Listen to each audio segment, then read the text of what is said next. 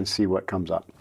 Maxwell Maltz calls this the theater of the mind. Before I had learned meditation and really asking the higher self in the book Psycho-Cybernetics. I remember that, yeah. Maxwell Maltz calls it the theater of the mind, where you have a problem, a challenge, a conundrum, and you kind of think about it he would say, as you go to sleep, and your subconscious mind is processing it. That's right.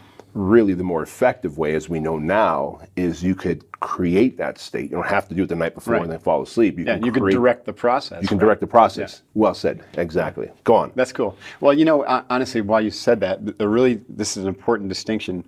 Now, one of the most powerful tools that I do when I do this, because I've had a lot of practice, is I have a conversation with my higher self.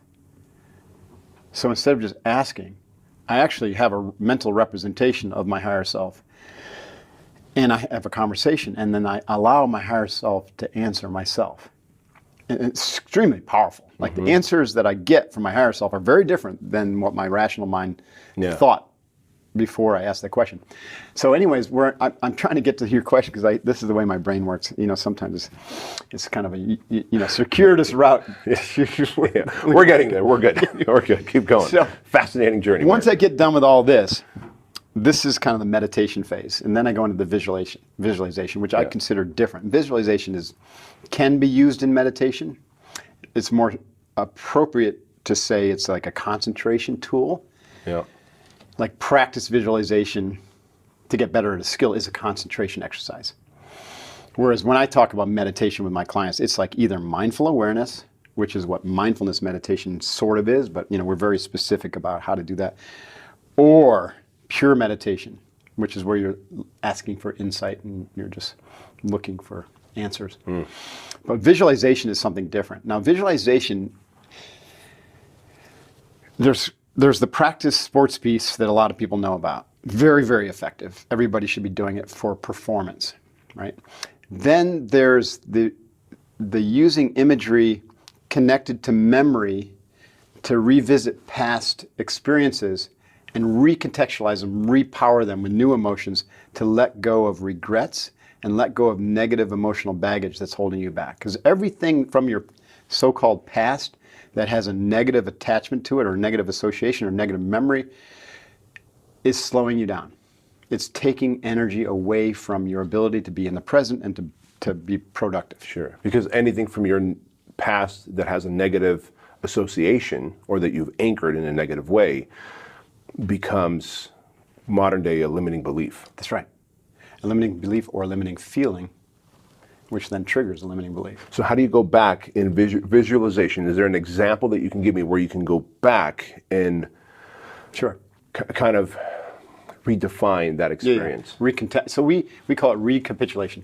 Recapitulation. So in fact, that term I got from that. I love studying just what did the ancients do, because there's so much wisdom there. Yeah. They weren't distracted with the internet and Facebook back then, thousands of years ago. And so I've learned from the yogis and the ancient martial artists and the Tibetan Buddhists and the ancient Toltecs and the Apache, and I've studied all these, fascinated by them. The Toltecs had a process called recapitulation that they required their young budding warriors to go through. So until you weren't admitted into the warrior club. Sure. So maybe back then it was like 16 years old you had to do this or so. Maybe even younger, I don't know. But the process was you go out in the wilderness alone. It's like their year-long kind of like trial by fire. If you don't make it back, oh well, the tiger got you. But if you make it back and you've done this recapitulation, welcome to the club. Almost a rite of passage. It's a rite of passage, right. Something you know a bit about. So this rite of passage was powerful. Year-long, alone in the woods. And the one thing that they had to do, besides survive and hone their skills, was they had to recapitulate their life day by day back to birth. And that meant every single day they had to, let's say, I have to start, okay, I go back to yesterday in my mind and I relive it from the time I wake up until the time I go to bed. And in my memory, I go through every single event and I ask, was I honorable in this moment? Did I come from a place of love or was it fear? What could have I done different or better to be a better person in that moment? Sure. And anytime you come upon an action that you took or a thought you had or a way that you were in the world yesterday, you pause and you say, if the answer is I could have done better, or I wish I hadn't done that, or I have a regret around that, you pause and you redo it. You see yourself doing it differently. And then you inject new energy into that and the positive belief. And then you go back and see the way you did it, and you like gray it out, and you make it small, inconsequential in your mind's eye. And then you attach forgiveness and acceptance to that as meaning to that instead of regret. You see, so that's an example. Now, in our lives, I don't, like with my clients, I don't ask them to recapitulate every day back to birth. You know what I mean? They'd fire me in a moment. Yeah. Like, whatever, you freak. You can't do that. It's a hell of a client retention tool, though, huh? Part of the linking of mindful awareness is you can, these patterns that show up, they have their roots way, way back, even epigenetic. And so what we do is we go back and we're like, oh, wow, let's use...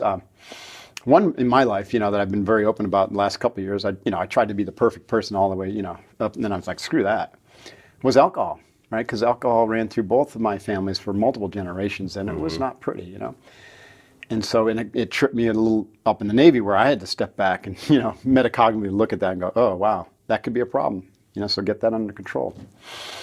And so let's say there's an issue with alcohol. So you go back and you're like, what? But you're ignoring it. Right? Because you're like, I'm fine. I'm a high performer. How many high performers are there in the world who overdo it with alcohol, who overdo it with other stimulants, drugs, sex, food. Yeah. Yeah, it's called being human. Yeah. So you go back and you're like, wow, you know what? I really did something I didn't like, didn't appreciate, or hurt somebody. And what was the alcohol? I overdid it, and I was drunk at the time. And then there it was again. And then it happened again. A whole string of these situations. What's the cause of that? Instead of beating yourself up and just saying, I would go to AA or trying this boom and bust. If I quit drinking and then all of a sudden I'm all back in, never going to work. Yeah. It's deprivation doesn't work because it brings negative attention to the problem, and that just makes it worse. So one of the profound answers is to go trace this all the way back to the root cause. And the root cause is going to be something like your father was an alcoholic, didn't give you the love you needed. He was using the alcohol to cover up a wound from the love that he didn't get. Sure. And so then you start using alcohol to cover up the love that you're not getting, the wound from the love that you're not getting. And to be able to be aware of that and to acknowledge that and then to begin to heal that. And you can do it alone. It's just hard work. It's better to do it with a therapist or with someone who's qualified in that. Yeah. That type of deep work. But just going down this path and beginning the practice of using imagery in this path of recapitulation, and then what you do is you go further and further into your past, just like the Toltecs did, but it might take you years. Now, that's different than winning in your mind.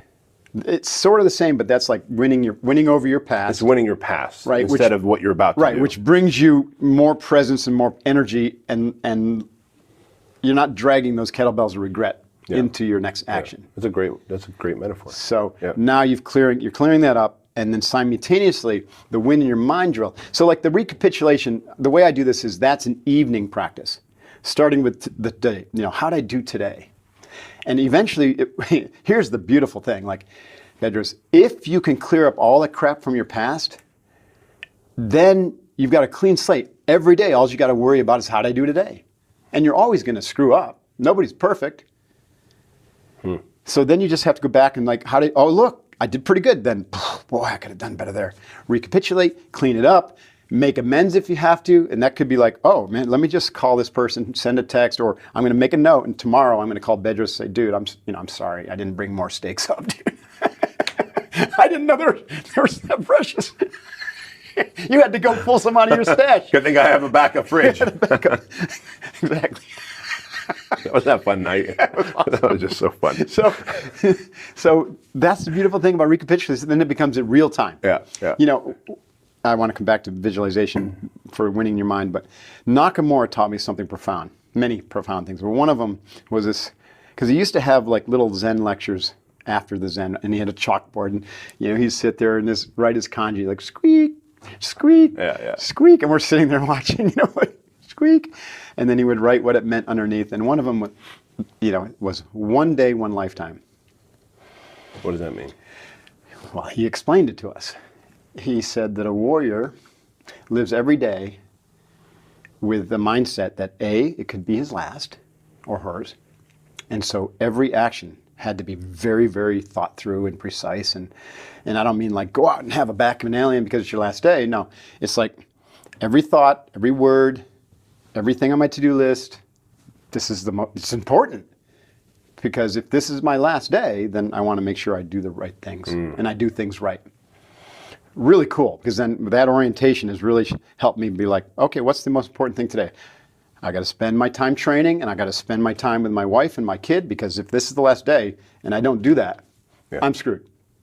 Wow. Right? And I want to spend time with my spirit and my faith.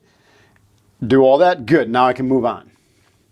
What's the most important thing for me in my business? Well, I want to work on my relationships and build my team so that they can accomplish the mission, and together everyone's clear about the mission. Well, that's my most important job as a CEO, isn't it? It's not this endless task list of doing, it's the being stuff in the team. Yes. One, maybe 2 or 3 important tasks there, and then I can start to work on the other stuff that's urgent but not as important, right? So that's really powerful, And that's one day, one lifetime. Oh, the other thing, so that's the aspect. If today's your last, make it count. The other piece of this was kind of the flip side of that is every day has the opportunity for a lifetime of learning. Because there's nothing you're going to find tomorrow that doesn't exist today.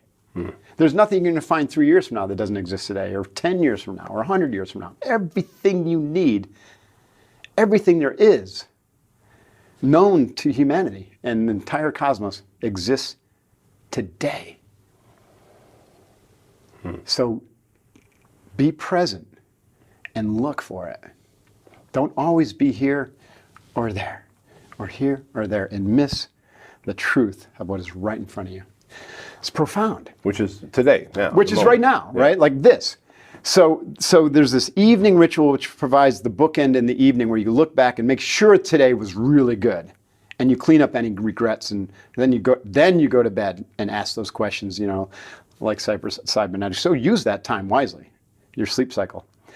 But then in the morning, let's say next morning, that's the bookend to start the day. Yep. So in the start, we win in our mind before we step foot in the battlefield. At the end of the day, we've already been to battle. We recapitulate and we learn and grow.